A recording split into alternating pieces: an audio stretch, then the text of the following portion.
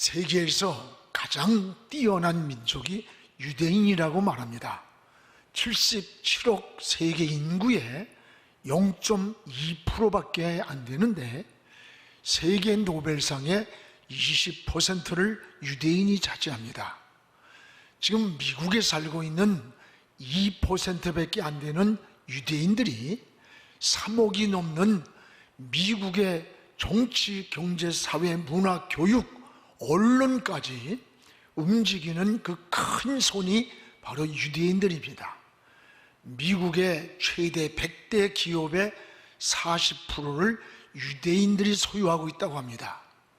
미국 최고 명문 대학의 그 아이비리그 그 교수진들의 40%가 유대인이라고 합니다. 여러분, 천재 과학자 아인슈타인, 페이스북 창업자, 애플 창업자, 구글 창업자, 세계의 두 번째 부자인 아마존 창업자, 이게 모두가 유대인들이에요.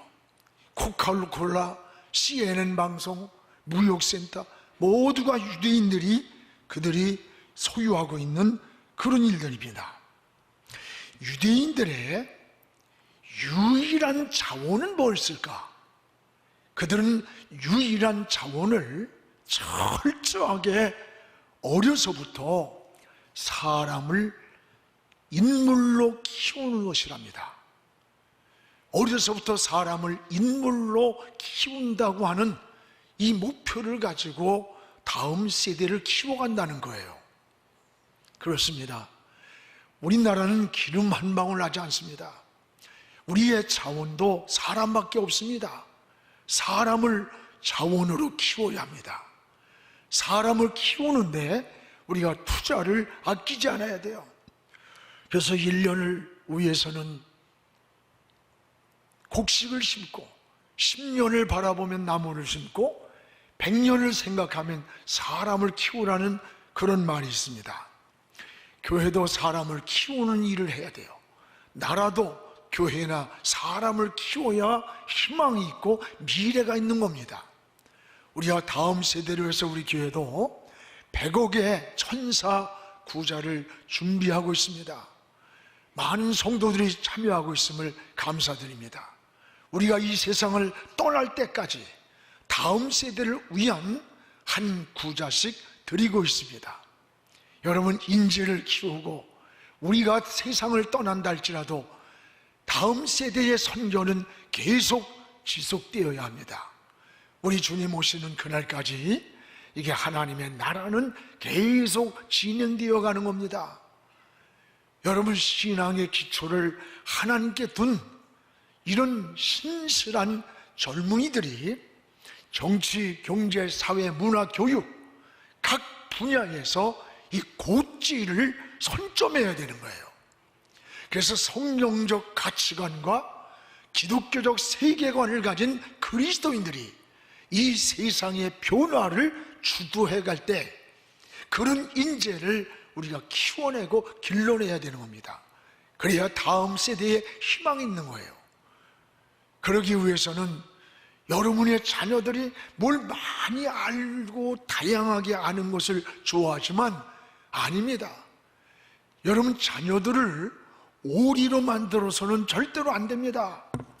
오리는 물에도 살고 육지도 살고 나르기도 합니다. 그러나 오리는 1등을 할 수 없는 거예요. 물에 살 바에는 물개처럼 쏜살같이 빨라야 하고, 육지에 살 때는 호랑이나 사자와 같이 맹수가 돼야 되고, 공중에 나를 바에는 독수리 같아야 되는 겁니다. 여러분, 물에도 살고 육지도 살고 이런 오리같이 뒤뚱거리는 이런 삶은 결코 1등을 할 수가 없는 겁니다. 하나님은 준비된 자를 그 시대 역사의 주인공으로 사용하는 거예요. 우리 교회도 젊은이들을 키우고 여러분, 이들을 격려해주고 그런 어른들의 의식이 필요합니다. 항상 미래를 꿈꿔야 돼요. 오늘을 준비하기 위해서 내일을 위한 오늘의 준비는 바로 지혜가 되는 겁니다. 오늘 8번째 사도행전 말씀을 함께 나누면서 오늘 말씀은 아브라함부터 이삭, 야곱 그리고 저 요셉과 모세까지의 생애입니다. 오늘 스데반 집사가 설교하는 내용인데, 스데반은 집사입니다. 그런데도 불구하고 오늘 신구약 성경을 관통하는 굉장한 성경에 능통한 자였어요. 오늘 말씀을 보면 스데반이 설교한 내용이 아브라함에서부터 야곱까지의 생애를 잘 알려주고 있습니다. 믿음의 조상을 아브라함, 이삭, 야곱이라고 부릅니다.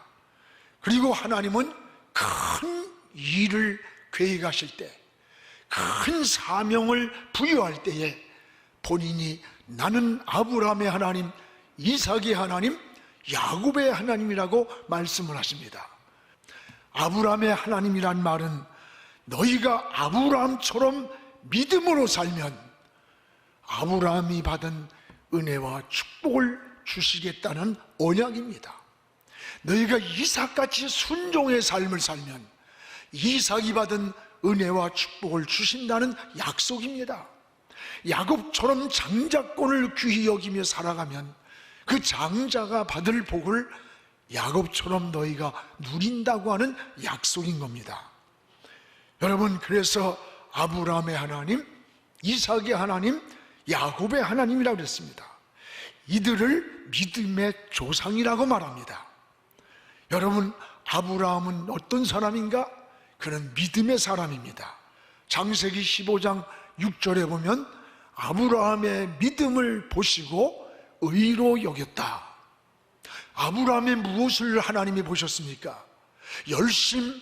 아닙니다. 아브라함의 믿음을 보시고 여호와를 믿으니 그 믿음을 보시고 하나님이 그를 의로 여기셨다라고 했어요. 오늘 창세기 12장에서 22장까지의 말씀은 아브라함의 믿음에 대한 사건입니다. 아브라함의 전 생애를 통해서 믿음을 요약하면 3가지로 나타납니다. 그 하나는 아브라함의 믿음은 떠날 것을 떠나는 믿음입니다. 오늘 3절을 우리 한번 같이 읽겠습니다. 이르시되 내 고향과 친척을 떠나 내가 내게 보일 땅으로 가라. 내 고향과 친척을 떠나. 오늘 여기에 고향과 친척을 떠나라는 말을 주목하시기 바랍니다. 여기서 떠나면 그때부터 내가 내게 보일 땅으로, 내가 알지 못하지만 미래의 미지의 땅으로 너를 인도해 주시겠다는 약속입니다. 그러나 당신은 시족 사회입니다. 서로 모여 살아야 보호를 받고 또 서로 위험을 막을 수가 있습니다. 그럼에도 불구하고 하나님이 고향 땅 친척을 떠나라고 할 때 아브라함은 그 약속을 붙잡고 고향 땅을 떠났던 겁니다. 그러면 하나님이 왜 이 고향 땅을 떠나라고 했을까? 이것은 갈대아 우르 이 고향 땅, 이 땅은 당시에 우상의 도시였습니다. 아브라함이 눈을 들어 사방을 보면 우상이 보일 뿐이지 하나님을 생각할 수가 없었습니다. 사람은 그 환경을 무시할 수가 없는 거예요. 환경에 물들어가기 때문입니다. 그래서 우상의 도시를 떠나라고 그러는 거예요. 사랑하는 여러분, 오늘 여러분 주변은 이 떠날 것은 없습니까? 여러분의 환경을 정리할 것은 없습니까? 오늘 이 떠나라는 말은 환경에서 외적인 성별을 말하고 있는 거예요. 우린 죄의 자리를 떠나야 하고 또 불의한 자리, 하나님이 기뻐하지 않는 자리를 떠나야 되는 거예요. 믿음의 자리가 아닌 곳을 떠날 때 하나님이 우리를 인도하고 우리를 보호하고 가는 길을 책임져 주는 거예요. 아브라함의 위대한 믿음은 바로 창세기 12장 4절에 나옵니다. 우리 같이 한번 읽어보겠습니다. 이에 아브라함이 여호와의 말씀을 따라갔고 롯도 그와 함께 갔으며 아브라함이 하란을 떠날 때에 75세였더라. 고향 땅을 떠나라고 할 때 아브라함은 머뭇거리지 않고 여호와의 말씀을 믿고 쫓아갔다는 거예요. 하나님의 말씀만 믿고 따라가는 거예요. 갈 바를 모르고 하나님의 말씀만 믿고 따라가는, 이것이 바로 아브라함의 믿음인 겁니다. 하나님은 아브라함을 믿음의 조상으로 세우셨습니다. 우리는 내일 일을 모릅니다. 내일에 어떤 날이 올지도 몰라요. 지금 아브라함의 고향 땅을 떠나는 그 길은 어떤 길인지 몰라요. 좋은 길인지 험한 길인지. 그러나 내가 지시할 땅으로 가라, 내가 책임진다는 약속인 거예요. 그 여호와의 말씀만 믿고 쫓아갔다는 거예요. 이게 바로 믿음인 겁니다. 이게 바로 신앙인 겁니다. 사랑하는 여러분, 우리는 길을 모를지라도, 내일에 어떤 일이 우리에게 다가올지 모를지라도 하나님 말씀을 붙잡으시기 바랍니다. 하나님의 말씀을 아브라함처럼 쫓아가는 그런 믿음의 삶이 되기를 주님의 이름으로 축원합니다. 또 하나는, 아브라함은 쫓아낼 것을 쫓아냈습니다. 창세기 21장 10절입니다. 함께 읽겠습니다. 그가 아브라함에게 이르시되 그의 종과 그 아들을 쫓아내라. 이 종의 아들은 내 아들 이삭과 함께 기업을 얻지 못하리라. 얻지 못하리라. 이거는 이제 갈대아 고향을 떠나는 것은 환경을 정리하는 외적인 성별이라면, 이건 아브라함 가정 안에서의 내적 성별을 말하는 거예요. 부인 사라가 아이를 낳지 못할 때 그 종 하갈을 통해서 이스마엘을 낳았어요. 아브라함은 이제 내 다음 대를 이을 자가 나왔다고 아마 그 이스마엘을 보고 굉장히 기뻐했을 것입니다. 그러나 이걸 알아야 돼요. 이스마엘이 태어난 이후 14년 동안 하나님은 한 번도 아브라함을 부르지 않는 거예요. 여러분, 성경을 깊이 보세요. 부르질 않아요. 외적으로 보면 아브라함은 무엇이 성취된 것 같습니다. 그런데 영적으로 보면 지금 아브라함은 하나님과 단절된 사이예요. 하나님을 떠나서 여러분 무엇이 잘 된다고 그것을 성공이라고 보면 안 되는 거예요. 아브라함은 이스마엘을 내가 대를 이을 자라고 생각했지만 14년 동안 아브라함과 하나님 사이는 단절된 영적 암흑기가 찾아왔던 거예요. 올여름 우리가 믿음으로 살지 않고 인간적인 방법과 하나님을 떠나 인간적으로 살 때 무엇이 잘 되고 무엇이 올라가고 성공한 것처럼 보이지만 그 내면 세계는 하나님과 막히고 있다는 거예요. 하나님과 14년 동안 아브라함이 단절되어 있었어요. 하나님은 14년 만에 아브라함에게 나타나셨습니다. 아브라함을 불렀습니다. 그리고 약속대로 이삭을 주셨습니다. 하나님은 반드시 우리와 약속을 지키시는 분이에요. 한 가정에서 하나님의 약속으로 태어난 이삭과 이 육신의 종욕으로 태어난 이스마엘 사이에는 아브라함의 집안에 늘 싸움이 일어나는 거예요. 왜 그럴까요? 이 이스마엘은 육의 사람의 모형이고 이삭은 하나님의 약속으로 태어난 영의 사람입니다. 마치 어둠과 빛과 같은 거예요. 합쳐질 수 없는 관계입니다.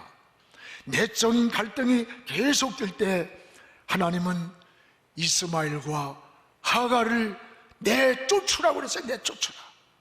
창세기 21장 12절에 보면 이삭에게서 나는 자라야 내 씨라 부를 것이라. 이삭에서 태어난 자라야 내 씨앗이 될 것이다 라고 말씀합니다. 하나님이 쫓아내라고 할 때에 아브라함은 그때 하나님의 뜻을 깨달았습니다. 자기의 잘못을 깨닫는 시간, 인정과 사정과 애정을 끊고 모든 것을 정리를 합니다. 그리고 하갈과 이스마엘에게 가죽 부대에 물을 담아서 저 광야로 내쫓아 버렸습니다. 이것이 아브라함의 굉장한 위대한 신앙인 겁니다. 여러분, 아브라함의 가정 안에서 내적으로 분쟁이 일어나고 평화를 깨트리는 이스마엘과 하란을 내쳤던 일입니다. 그건 뭐 별거 아니지? 아니에요. 아브라함 편에서 생각하면 장자로 태어난 이스마엘이 더 사랑스럽고 관심이 가는 거예요. 아브라함으로 보면 이스마엘이 더 정이 있는 거야. 그리고 그 여인입니다. 그걸 갖다가 저 광야로 어떻게 죽을지 모를 사막으로 자식을 내보내고 자기 사랑하는 여인을 보낸다는 게 쉬운 게 아니에요. 그러나 아브라함의 내가 잘못 살았던 것을 깨닫는 시간에 인정을 끄는 거야. 그 애정을, 사정을 끊고 하나님의 말씀대로 그들을 쫓아냈던 거예요. 이게 바로 아브라함의 믿음을 보여주는 거예요. 여러분, 이 이스마엘과 하갈이 누군 줄 알아요?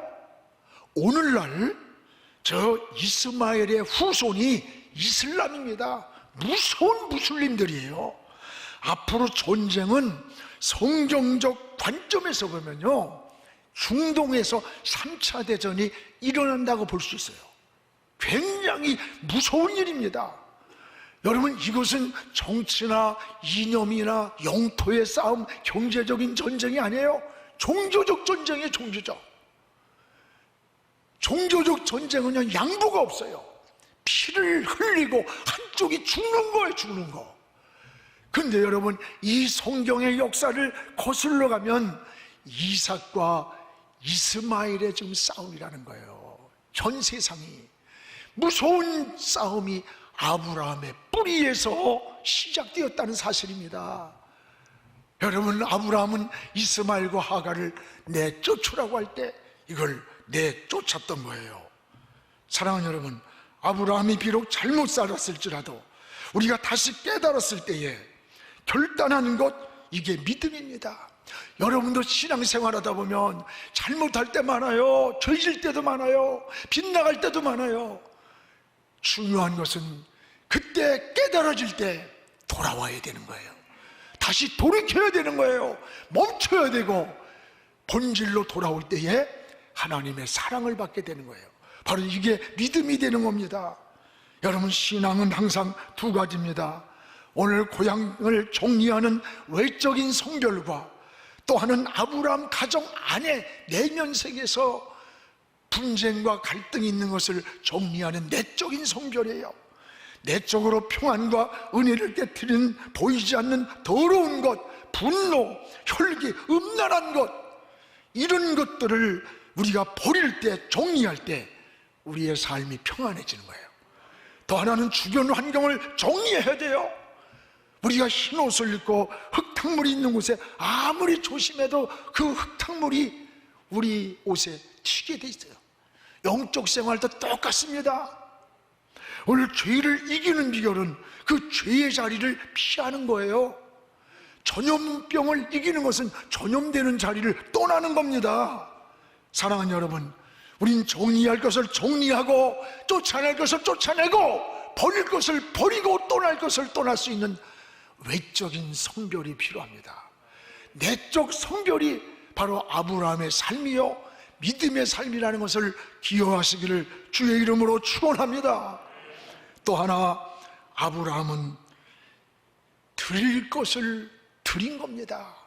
내 아들, 내 사랑하는 독자 이삭을 번제로 모리아산에 드리라는 거예요.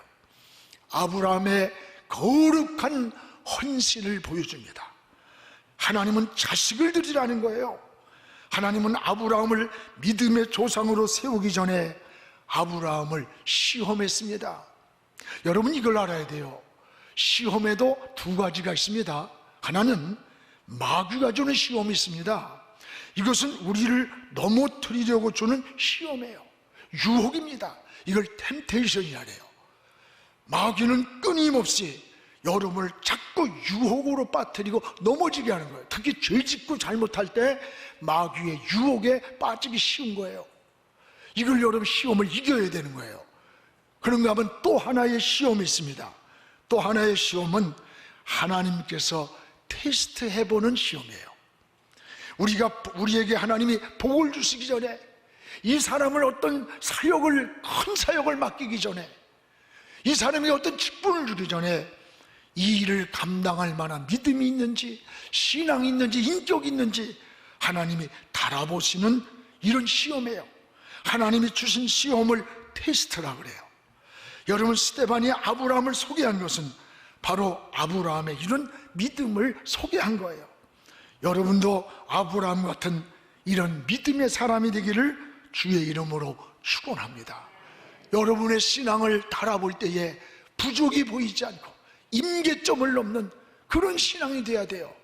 오늘 여기 아브라함에게 이삭을 드리라고 할 때 아브라함은 누구와도 타협을 하지 않았습니다. 타협을. 여러분, 자식을 드리는데 어떻게 자기 부인하고 그 이삭하고 협상을 안 하겠어요? 근데 하나님께서 내 독자 이삭을 모리아산에 드리라고 할 때 그 음성을 듣고 이삭을 데리고 아침에 모리아산으로 떠나는 거예요. 아내와 의논하지 않았습니다. 이삭과 타협하지 않았습니다. 아브라함이 독선이나 고집일까요? 아닙니다. 하나님의 절대자의 명령 앞에 그 누구도 타협이나 의논의 대상이 될 수 없기 때문입니다. 여러분, 이것이 바로 믿음입니다. 오늘 저와 여러분은 어떻습니까? 작은 것 가지고도 타협하고, 여러분, 그걸 조건 가지고 타협을 합니다. 절기에 헌금 몇 푼 드리는 것도 부부간에 더 드려, 이거 좀 줄여 하면서. 여러분, 이게 우리 모습이에요. 아브라함이 고집이 아니에요. 여러분, 절대자의 명령 앞에는 아내도 자식도 타협의 대상이, 의논의 대상이 될 수 없었다는 겁니다. 이게 아브라함의 믿음인 것입니다. 오늘 여러분의 신앙도, 신앙생활에 성령의 감동을 받을 때, 하나님의 인도를 받을 때 타협하지 않는 신앙 되기를 주의 이름으로 축원합니다. 오늘 아브라함은 3일 길을 가면서도 또 하나 변하지 않았습니다. 변하지. 모리아 산까지 가는 3일 길을 가면서도 여러분, 별별 생각이 다 들었을 거예요. 사람이 순간 감동을 받고 결단할 수 있습니다. 그러나 시간이 지나가면 마음이 흔들리는 거예요. 뒤집어지는 거예요. 하나님은 침묵하고 계셨습니다. 아브라함은 처음 먹은 마음이 끝까지 변하지 않았습니다. 하나님의 명령을 따라 모리아산에서 자녀를 결박하고 칼을 들어 이삭을 번제로 드리는 순간까지 침묵하고 계시던 하나님의 음성이 들려옵니다. 아브라함아, 아브라함아, 네 손에 칼을 멈춰라. 오늘 여러분, 하나님은 일거수 일투족을 다 보고 계셨고 알고 계셨습니다. 믿음이 행동할 때 이것이 바로 온전한 믿음이에요. 오늘 하나님은 이 온전한 행동이 옮겨지는 그 시간까지 침묵하신 하나님이, 여러분, 그 시간에 조용하던 깊은 산속에 수풀에 뿔이 걸린 양 한 마리가, 순양이 맹하고 우는 거야. 그때까지도 하나님이 왜 이삭을 제물로 드리라고 하는지, 하나밖에 없는 태를 이을 독자를 왜 하나님이 죽이라고 하는지 본제로 이해할 수도 없고 알 수도 없었어요. 하나님의 명령이기 때문에 따라갔을 뿐이에요. 그런데 순양이 풀 속에서 맹하고 우는 시간에, 그때서야 이 양을 이삭 대신 제물로 드리면서 하나님은 나를 위해서 이미 순양을 예비해 놓고 계셨다. 여호와 이레, 나를 위해 예비해 놓고 계셨다. 그때서 하나님의 뜻을 깨달은 거예요. 여러분이 믿음 생활하면서 기도하면서도 하나님의 뜻이 어디 있는지 모를 때가 저도 많아요. 우리에게를 여호와 이레, 그 하나님이 책임져 주실 것입니다. 오늘 여러분, 세상 풍조가 나날이 갈려져도 나는 내 믿음 지키리라는 고백을 하면서요, 십자가 앞에서 눈물을 흘리고 십자가 앞에서 울 수 있는 우리 모두의 믿음이 되기를 주의 이름으로 축원합니다. 지금은 미디어 선교를 위한 헌금 시간입니다. 이 예배를 통해 삶 가운데 은혜와 회복이 충만하시기를 간절히 기도합니다.